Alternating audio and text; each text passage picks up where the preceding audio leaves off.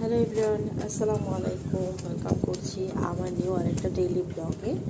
তো তামান্না তাসনিম ব্লগে সবাইকে স্বাগতম আর শুভ সকাল সবাইকে। তো দেখতেই পাচ্ছেন এখানে আমি রুটি ছেঁকে নিচ্ছি সকালের নাস্তা খাবো বলে। অনেকটা লেট হয়ে গিয়েছে আজকে নাস্তা খেতে।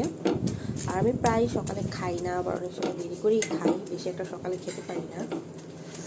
আর গতকালকে কিন্তু ভালোই গরম ছিল, কিন্তু আজকে প্রচুর বাতাস বাইরে রোদ আছে কিন্তু প্রচুর বাতাস।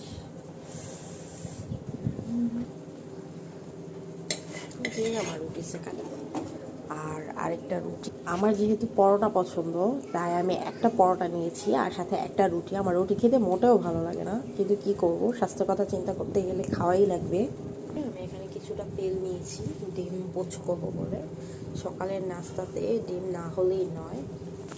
আমার ডিম পোচ, একটু লবণ দিয়ে দিব, আর তারপর মরিচ, যেটা না দিলেই নয়। আর সকালবেলা ডিম পোস্ট ছাড়া রুটি পরোটা তো কল্পনাও করা যায় না, তার মধ্যে আবার মরিচ ছাড়া তো ডিম পোস্ট খেতেই পারবো না।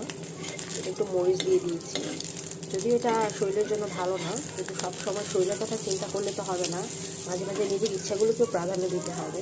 সেই তো একটু মুচমুচ করে ভেজে নেব, খুব একটা কাঁচা রাখিনি। তারপর নামিয়ে নেব।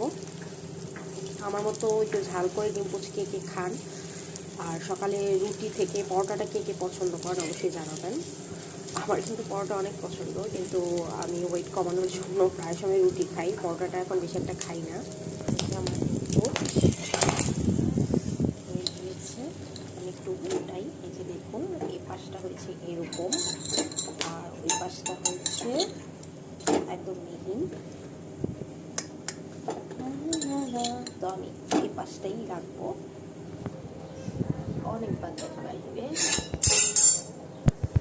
দেখাচ্ছি। এই যে দেখুন, অনেক বাতাস, মানে এমনিতে রোদ আছে কিন্তু বাতাস প্রচুর।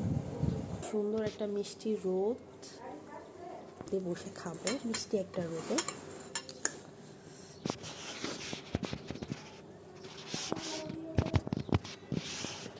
এই যে আমার রুটি অলরেডি একটু ছিঁড়ে খেয়েছিও। আমার সাথে মাঝে মাঝে প্রায় এরকম হয়, ডিম ভাজতে গেলে একটু না একটু ছিকলা পড়ে যায়। তো আজকেও আমি ডিম পোচটা করতে গিয়ে একটু ছিকলা পেয়েছিলাম, তবে আমি এটা খুঁজে পাইনি পরবর্তীতে ভাজার সময়। অনেক ম্যাক্সিমাম টাইমে আমি খুঁজে পাই তো ফেলে দিই, আজকে আমি খুঁজে পাইনি। বিসমিল্লাহ। এই জন্য একটু ভয়ে ভয়ে খাচ্ছি, মুখে যেন কামড় না পড়ে, কারণ মুখে কামড় পড়লে ভালো লাগবে না খেতে।